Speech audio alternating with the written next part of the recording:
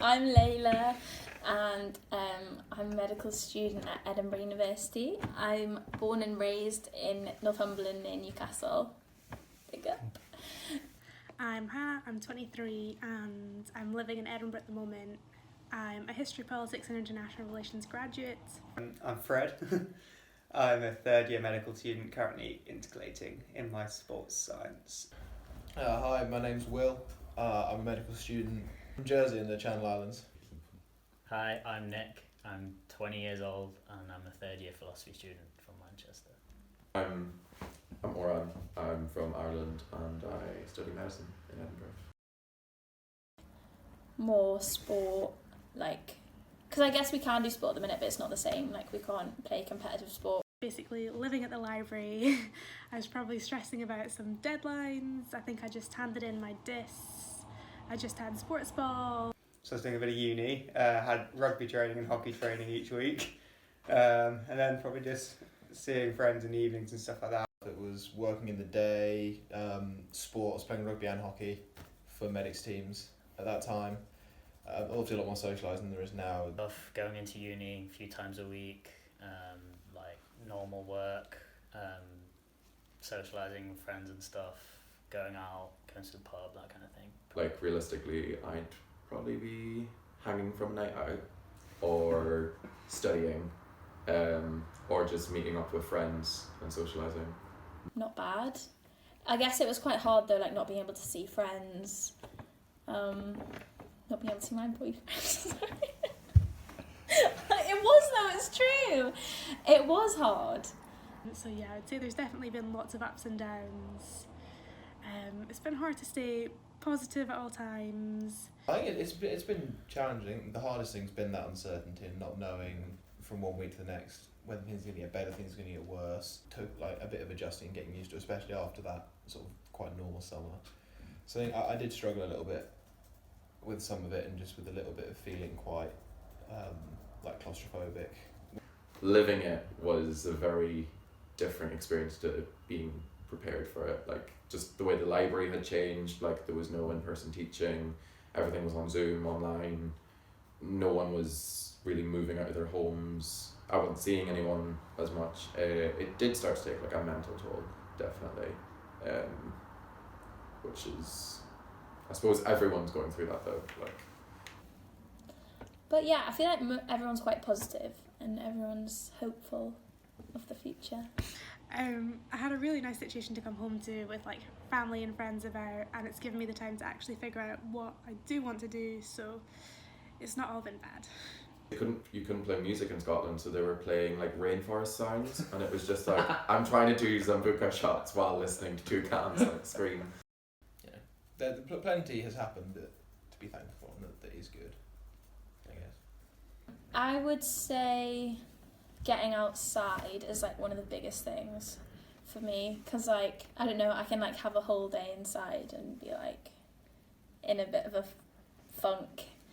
And then if I go outside, and even just going outside for a chat with a friend, or for a walk or for a run or something. I've got a good support system and family and friends about, so always someone to talk to if I need to.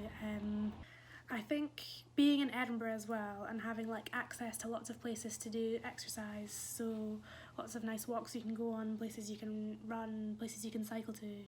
Something I've definitely found helpful has been exercise. I got really into exercise and I found it was quite a good way to get structure into a day when, especially in the days in lockdowns and that kind of thing, when there wasn't any structure. So having that sort of excuse to go out and go for a walk or go for a run. Or talk a lot of stuff through, revisiting past trauma, and then even what's happening now, the situation, just talking about our stress, and we've got very open lines of communication where if we're having a bad day, we can say that and it's not judged. Not social distancing, physical distancing.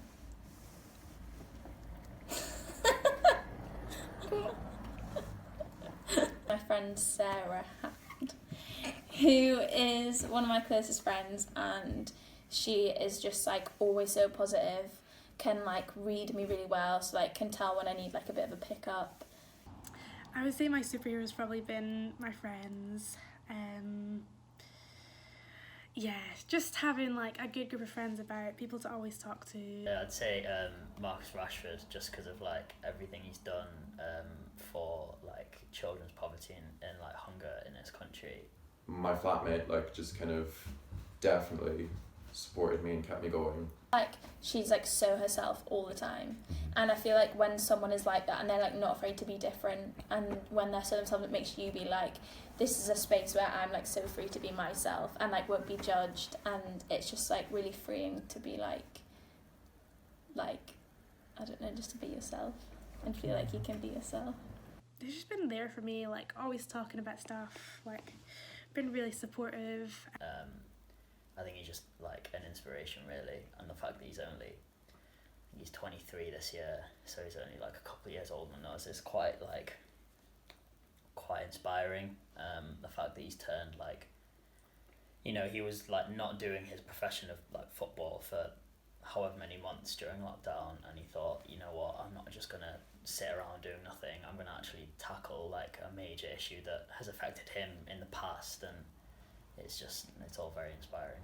You just all made the best of quite a bad situation, and like, I don't know, I think everyone's struggled at times, but I feel like everyone's really managed to stay positive, and I'm just really proud of some of the things my friends have been able to achieve despite the bad situation, so that's inspired me as well. You can tell like he actually just genuinely just cares.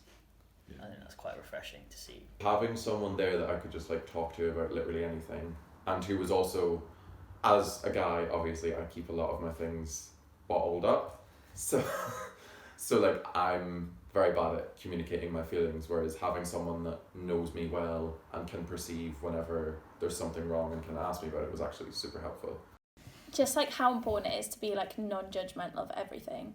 Like, I feel like that's something that like I tried to be, but she's like shown me like someone who's just like, I literally feel like I could tell her anything and she like wouldn't be surprised, or like she would be like so cool with it. Appreciate the little things more. Finding joy in little things, that's definitely something I'm going to take away.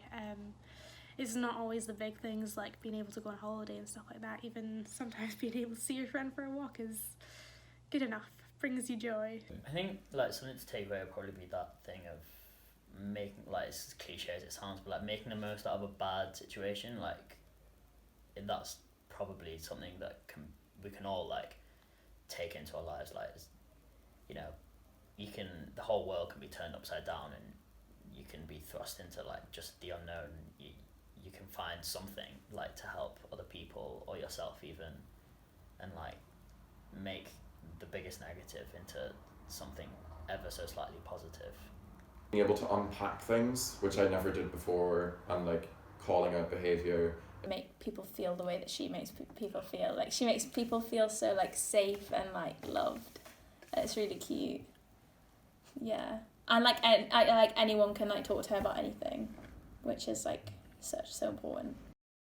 Also, I suppose just learning to listen to your body and your mental health instead of just ignoring it, which is what a lot of us did before. She's definitely taught me that, to be like, no, today's a bad day, and I'll be like, okay, and then I can do that too. And learning to have open lines of communication with my family and my friends about stuff. Because before this, I would just like I would tell a lot of people almost everything in my life except like the dark bits. Whereas now I'm like, oh, like this is me. This is a part of my life that I don't need to hide from you anymore because there's no shame in it. Mental health issues are normal, like especially in COVID. Yeah. My advice would just be like, don't be scared of like just being by yourself for a bit, like having a bit of downtime and like thinking through everything, and like, yeah, I'm not really used to doing that, like having downtime. So I think it's like been a good lesson for me that it's like sometimes you need that to actually like realize what's going on and like how your mental health is and stuff. Just try and relax a bit.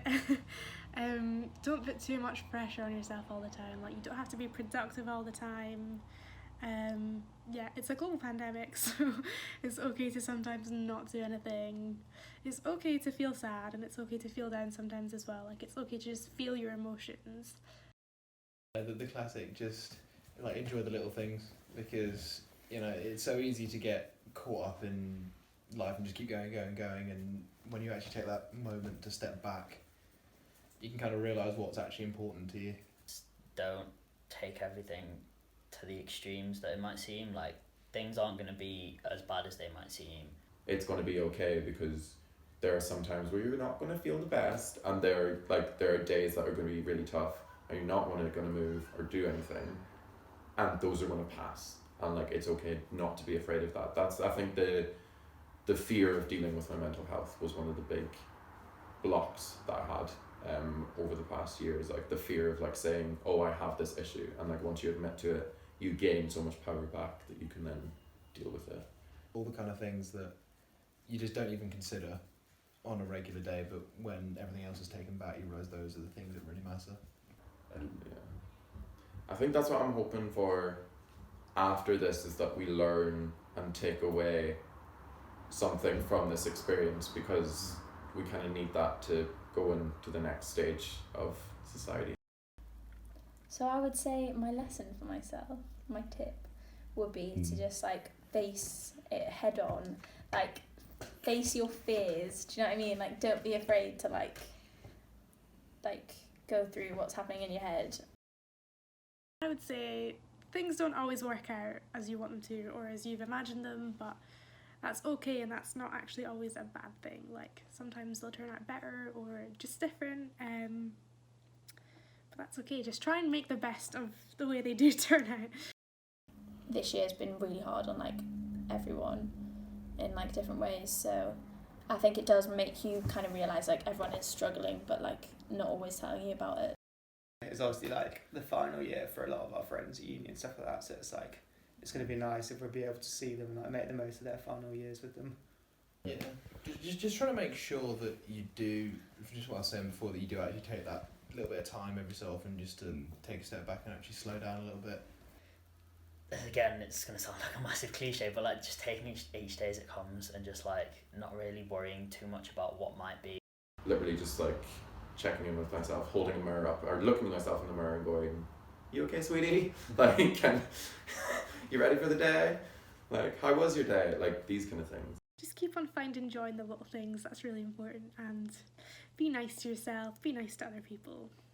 Some things are out of your control, and you just got to focus on what you can do.